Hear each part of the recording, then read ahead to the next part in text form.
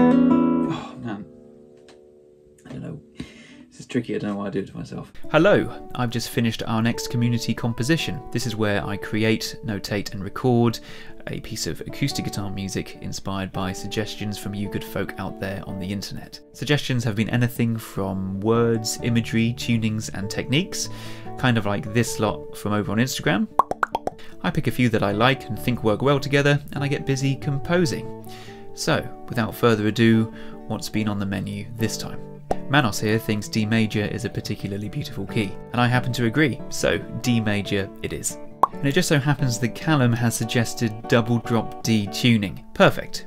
It's one I've used a couple of times before, but I haven't written anything in it for quite a while, so I thought this was a perfect opportunity to dip back in. My dear friend and guitar maker extraordinaire Tom Sands threw this into the pot, Rebirth. That immediately started conjuring up imagery of things like a phoenix, and I thought that could be quite a nice little story to explore. Now Seth here suggested the idea of looping to get that sense of repetitiveness, maybe building to a climactic layer before toning things back down again. I quite liked that, it gave me some structural ideas to play with and even got me thinking about using a loop pedal, but as you'll hear, I decided to go down the old-fashioned route instead. And Ile Bit threw the word circle into the mix, and that got me thinking about things like cyclical motion, which would factor into maybe some of the themes I was developing, and I thought it worked quite well around the idea of looping and that concept of rebirth, so all those ideas started falling into place in my mind. And finally, guitar. I gave the lovely folks over on Patreon the opportunity to vote for which guitar they wanted me to use for this. It was a close run thing, but ended up being this. My nylon string from Roger Bucknell at Filed Guitars. I hadn't written anything on nylon string for a while, so thought this was a perfect opportunity to do so. Right then, after deciding on all of that, I got to work. And that work looked like this. My first step was coming up with some kind of cyclical looped phrase that I could base the whole piece around. I wanted something that left room in the trebles and basses so I could add more layers, and I ended up with the theme incorporating a whole bunch of hammers and pull-offs, which was soon to become the bane of my life, as you heard from that little clip at the start of this video.